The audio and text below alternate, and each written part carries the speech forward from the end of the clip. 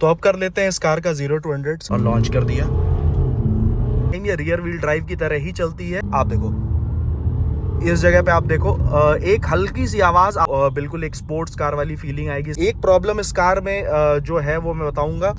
Hello, good morning, नमस्कार दोस्तों, welcome back to turbo journalist. दोस्तों, आज हम आपके लिए लेके आए हैं जैगुआर एफ पेस 2024 की आर डायनामिक वर्जन, जो कि डीजल में है।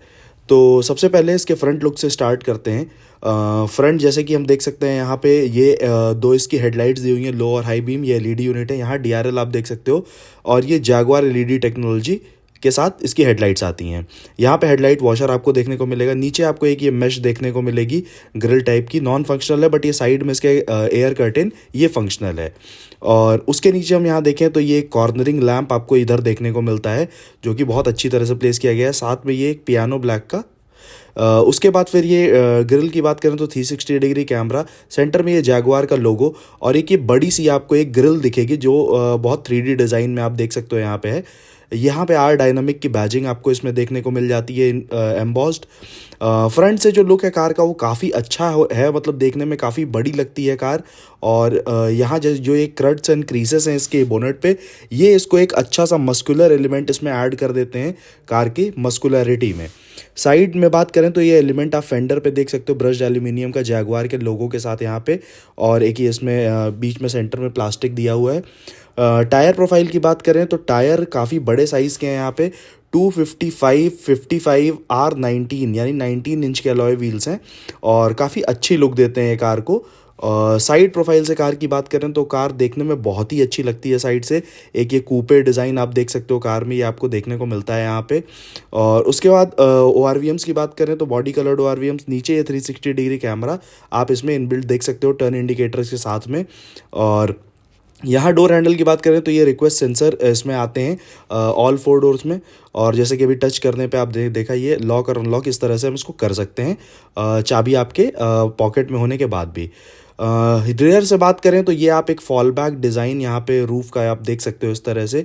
और यहाँ पीछे से काफ़ी अच्छी लगती है, लुक बहुत अच्छा है। सेंटर में यहाँ पे आप जैगुआर का लोगो और बैजिंग देख सकते हो जैगुआर की। यहाँ पे आपको एक रियर वाइपर और एक ये आपको रूफ मिल जाती है स्पॉइलर टाइप की, और यहाँ पे एक शार्क फिन एंटेना आपको देखने को मिलता है।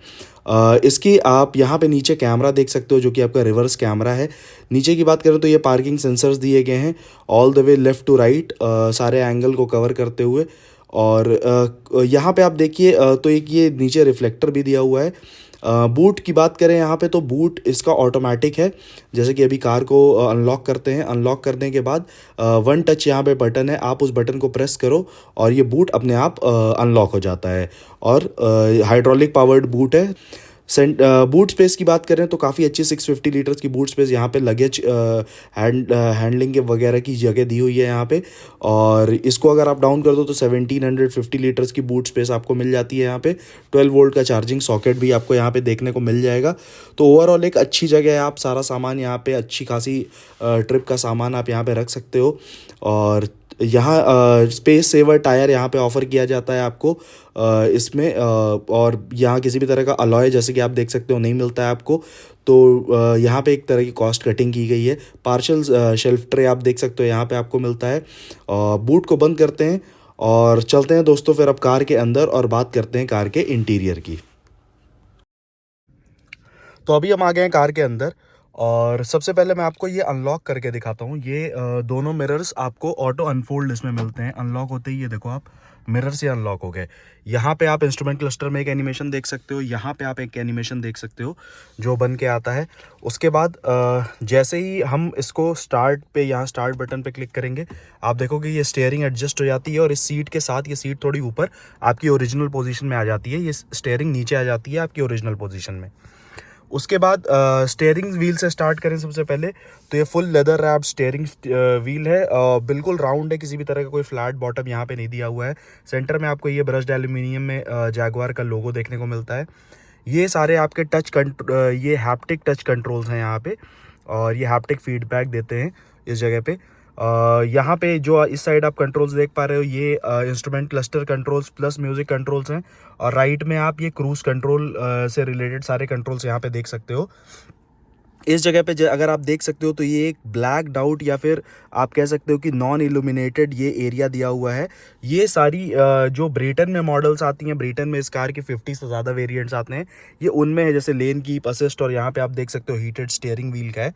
तो ये इंडिया में नहीं आता है, इसलिए यहाँ पे ऑप्शन नहीं दिया गया है। हालांकि स्टीयरिंग व्हील सेम यूज़ किया गया है जो वहाँ पे यूज़ किया जाता है, बट इन फीचर्स को यहाँ पे एक्टिवेट करके नहीं दिया गया है कार में।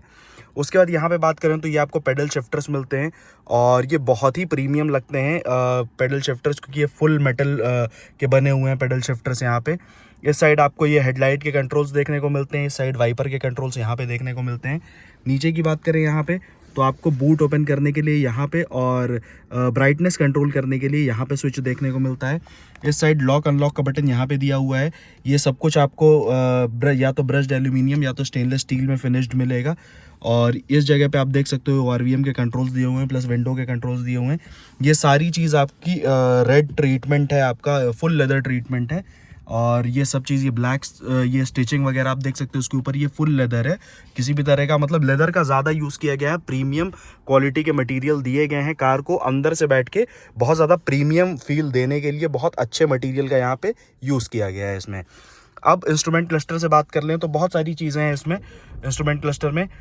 सबसे पहले तो हम बात करेंगे इसमें ये फुल यूनिट अब डिजिटल कर दिया गया है। इसके पहले ये लेफ़्ट और राइट के 2 यूनिट इसमें एनालॉग आते थे, बट इस मॉडल में ये फुल यूनिट डिजिटल हो चुका है।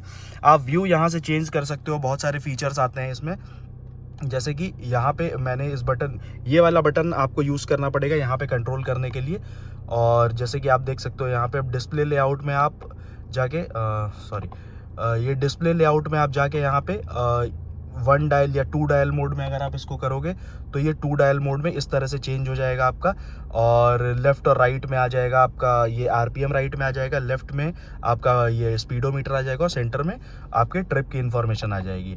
इसके अलावा आप जाके डिस्प्ले लेआउट में और भी तरीके से अगर आपको फुल ये स्क्रीन मैप वाली चाहिए तो आप मैप नेविगेशन यहाँ पे पूरी तरह से यूज़ कर सकते हो। सेंटर में आपको यहाँ पे स्पीड दिखने लगेगी, बाकी ये फुल यूनिट आपका मैप में आ जाएगा। उसके बाद और भी 1-2 तरह के यहाँ पे मोड्स दिए हुए हैं, जैसे कि मीडिया और ड्राइवर असिस्टेंस। मीडिया में आपको जो भी मीडिया वगैरह प्ले हो रहा है वो यहाँ पे दिखने लगेगा। लेफ़्ट साइड में आपको गियर पोजीशन और आपका स्पीड दिखने लगेगी। और यहाँ पे और उसके बाद फिर ये सब बेसिक सेटिंग्स और दी हुई हैं। व्हीकल सेटिंग में करके आपको दिखाता हूँ मैं। ये 1 डायल पे इसको कर देते हैं। अब इसके बाद अगर और सेटिंग की बात करें यहाँ पे तो ये आप कह सकते हो ये ट्रिप सिलेक्शन है, ये ट्रिप ए और ट्रिप बी का आप डिस्प्ले कर सकते हो कि कौन सी ट्रिप यहाँ पे डिस्प्ले होनी चाहिए, वो चीज़ यहाँ पे दी हुई है। व्हीकल सेटिंग की बात करें तो व्हीकल सेटिंग में 4 सेटिंग इसमें दी हुई है। एक टायर प्रेशर का, कि आप चेक कर सकते हो टायर प्रेशर कितना है। दूसरा है यहाँ पे टीपीएमएस लोड सेटिंग, कि आप किस टायर पे कितना लाइट लोड या हेवी लोड के हिसाब से उसको आप सेट कर सकते हो। पैसेंजर एयरबैग आप यहाँ से ऑन ऑफ कर सकते हो कि आपको रिक्वायरमेंट है या नहीं है, तो वो कर सकते हो। जैसे कि अभी ऑन है पैसेंजर एयरबैग, तो इसने यहाँ पे नोटिफिकेशन दिखा दिया पैसेंजर एयरबैग ऑन का।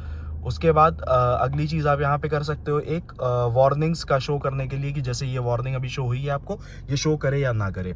तो ये कुछ इसमें बेसिक फीचर्स आप इन 4 सेटिंग में थी। और एक ये ओवरऑल इंस्ट्रूमेंट क्लस्टर का कस्टमाइजेशन आप यहाँ पे देख सकते हो इसमें।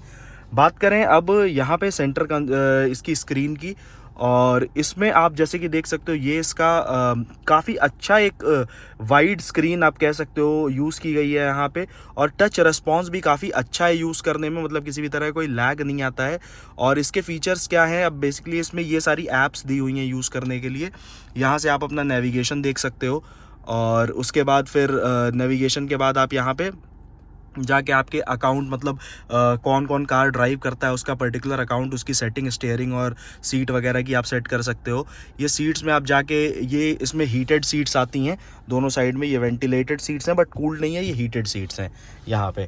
तो ये आप यहाँ पे सेट कर सकते हो, क्योंकि ब्रिटेन में ठंड ज़्यादा होती है इसलिए वहाँ पे हीटेड सीट्स दी जाती हैं। तो ये हो सकता है आपका ये क्लाइमेट, अगर एसी का कंट्रोल वगैरह है। कैमरा आप देख सकते हो यहाँ पे 360 डिग्री कैमरा ऑफर किया जाता है, तो आप ये सारी चीज़ें यहाँ पे देख सकते हो। कैमरे का पोजीशन, कार की पोजीशन, आगे पीछे करके सब कुछ यहाँ पे आप देख सकते हो इसमें 360 डिग्री कैमरा पे। एप्पल कारप्ले इसमें वायरलेस ऑफर किया जाता है, वायर्ड प्लस वायरलेस दोनों है। वैले मोड है, वैले मोड में फीचर्स बहुत लिमिटेड हो जाते हैं। और इको डेटा है आपके ड्राइविंग एक्सपीरियंस के ऊपर। एक ये चीज़ आप यहाँ पे देख सकते हो, लॉन्च ट्रैक्शन कंट्रोल। अब ये लो ट्रैक्शन कंट्रोल लॉन्च जो है, ये क्या होता है, लो ट्रैक्शन कंट्रोल लॉन्च होता है कि जब भी आप किसी वेट सरफेस पे कार ड्राइव करोगे या आइस या स्नो पे, तो इस मोड को अगर आप एक्टिवेट कर दोगे तो 30 के नीचे जब तक आपकी स्पीड रहेगी तब तक कार पूरी कोशिश करती है कि आपकी कार ट्रैक्शन ना लूज़ करे।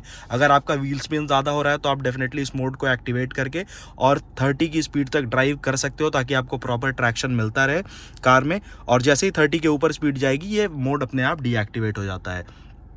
उसके बाद बात करें वॉइस कंट्रोल के हैं, ये फ़ोन की सेटिंग है, ये मीडिया वगैरह की सेटिंग है। यहाँ पे एयर क्वालिटी आप देख सकते हो, कार के बाहर की एयर क्वालिटी यहाँ शो कर रहा है, कार के अंदर की एयर क्वालिटी यहाँ पे शो कर रहा है।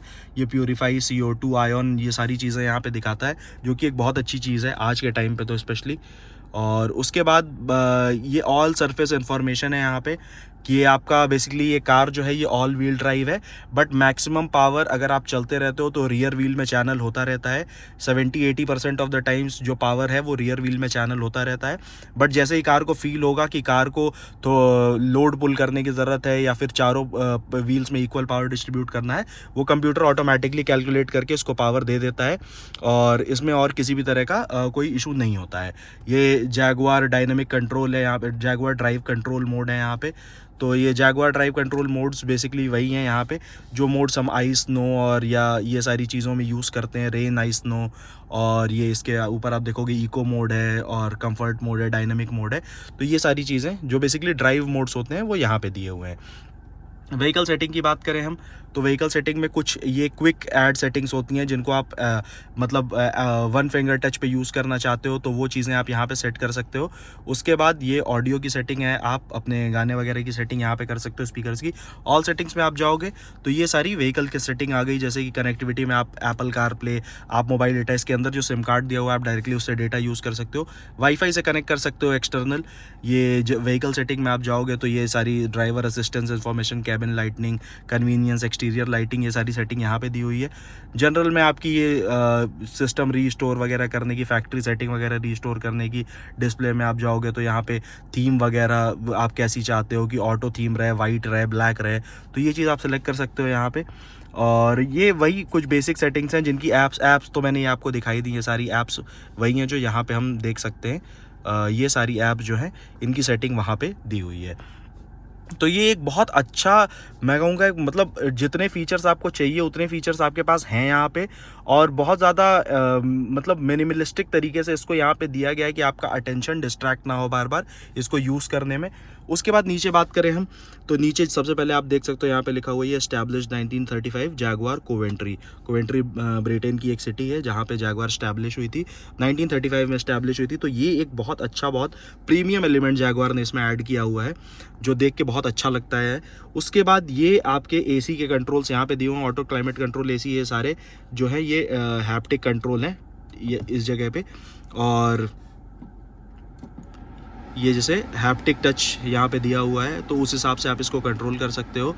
और ये जो बटन्स हैं आपके, अगर आप इसको ये लेफ़्ट और राइट घुमाओगे तो इससे आपके टेम्परेचर एडजस्ट होगा। अगर आपको फ़ैन की स्पीड करनी है तो आपको इसको अपनी तरफ पुल करके छोड़ना पड़ेगा और फिर ये फ़ैन की स्पीड इससे एडजस्ट होगी। तो उस अकॉर्डिंग आप इसको यूज़ कर सकते हो। ये दोनों साइड में इंडिविजुअल, दोनों साइड में ड्राइवर और पैसेंजर साइड के लिए इंडिविजुअल एसी दिए हुए हैं, तो आप उसको उस अकॉर्डिंग कंट्रोल कर सकते हो। यहाँ पे आपको सेंटर में आप एक वायरलेस चार्जिंग पैड देखने को मिलता है फ़ोन के लिए। और उसके बाद यहाँ पे बात करें तो ये आपने फीचर देखा होगा जैगुआर XJL में जो इंपोर्ट होती थी, CBU आती थी 5 लीटर 5000 सीसी वाली, उसमें आते थे ऐसे मोड्स। इन मोड्स को यहाँ पे अगर आप चेंज करोगे तो देखो यहाँ पे आप इसको इको में आ गई है, अब इसको रेन, आइस, स्नो में आ गई है। तो ये मोड सेलेक्ट करने के लिए, और जिस मोड को भी सेलेक्ट करना है बस आप यहाँ पे इसको प्रेस कर दो, यहाँ पे रेन आइस मोड कन्फर्म लिख के आ जाएगा। तो यहाँ पे देखो आप ADSR mode has been selected while vehicle stationary in photo of accelerator. तो हमें नहीं करना है अभी लो ट्रैक्शन मोड, क्योंकि रेन, आइस, स्नो मैंने यहाँ पे सेलेक्ट किया तो वो कार ने ऑटोमेटिकली सजेस्ट कर दिया। तो अभी इसको हम कंफर्ट मोड पे डाल देते हैं, सेलेक्ट कर देते हैं, ये कंफर्ट मोड कन्फर्म हो गया। ये आपका ESP और ट्रैक्शन कंट्रोल का ऑन ऑफ बटन यहाँ पे दिया हुआ है। ये बटन जो हम यहाँ पे देख सकते हैं ये है all surface progress control, ASPC कहती है जैगुआर इसको। तो ये बस बटन बेसिकली क्या करता है कि जब भी आप हिल डिसेंट पे रहते हो या फिर आप ऑफ रोड में रहते हो, तो उस टाइम आपका ट्रैक्शन कंट्रोल करने के लिए और स्लो स्पीड्स पे क्रूज़ मेंटेन करने के लिए ये बटन यूज़ में आता है। और क्रूज़ कंट्रोल आप स्लो स्पीड और हिल डिसेंट पे भी यूज़ कर सकते हो इस बटन की मदद से। यहाँ सेंटर में आप गियर लीवर देख सकते हो, बहुत ही अच्छा एक गियर लीवर दिया हुआ है। यहाँ पे बटन दिया हुआ है, इसको प्रेस करके हम गियर्स को चेंज करते हैं। ये बटन है, आप इसको प्रेस कर दोगे तो कार पार्किंग में लग जाएगी। बाकी मोड्स आप इसको दबा के सेलेक्ट कर सकते हो। और इसमें एक बहुत अच्छा फीचर ये है जो मैं आपको दिखाता हूँ। जैसे अभी ये पार्किंग में लगी हुई है कार, जैसे ही मैं रिवर्स में डालूंगा लेफ्ट और राइट दोनों साइड के ORVM और ऑटोमेटिकली नीचे हो जाएंगे। जैसे कि मैंने इसको रिवर्स में डाला, ये देखना आप, ये देखो ऑटोमेटिकली ये नीचे हो गए। ये लेफ्ट साइड में भी हो जाते हैं और दोनों तरफ से ही। और जैसे ही आप डी मोड में डालोगे इसको, ये वापस से ओरिजिनल पोजीशन में एडजस्ट हो जाते हैं, जो कि बहुत अच्छा फीचर इसमें दिया हुआ है। हमने BMW में ये फीचर देखा है, बट बोथ साइड, दोनों साइड में नहीं देखा है। ये आपको एक एक्सेसरी मिलती है आपके एस्ट्रे के उसमें। यहाँ पे आपको सिगरेट लाइटर देखने को मिलता है। यहाँ पे आप देख सकते हो बहुत ही स्लीक आपका IRVM दिया हुआ है। किसी भी तरह कोई बटन नहीं है, ऑटो डिपिंग है यहाँ पे। तो आप इस तरह से इसको क्लोज कर सकते हो। आपको फुल यहाँ पे लाइट कैबिन में सफिशिएंट आएगी। हालांकि ये सन रूफ नहीं है, ये मून रूफ है, तो ये आपको ग्लास पोर्शन इसका नहीं खुलता है। बात कर लें साउंड सिस्टम की, तो यहाँ पे आप देख सकते हो मेरिडियन का साउंड सिस्टम दिया हुआ है। ये मेमोरी फंक्शन बटन्स दिए हुए हैं, आप अपने अकॉर्डिंग सीट कर सकते हो एडजस्ट। मेरिडियन भी ब्रिटेन की कंपनी है, बहुत प्रीमियम ऑडियो बनाती है ये कंपनी। उसका साउंड सिस्टम इसमें यूज़ किया गया है, जो कि काफ़ी अच्छा है, बहुत अच्छा, बहुत डिसेंट सिस्टम है साउंड का। और किसी भी तरह की उससे कोई डिसअपॉइंटमेंट नहीं होगी आपको। अब चलते हैं रियर सीट पे और दिखाते हैं रियर सीट की आपको कैसी स्पेस है। ये वाली बटन आप यहाँ पे देख सकते हो रियर में, ये यहाँ का रिक्लाइन एंगल सेलेक्ट करने के लिए।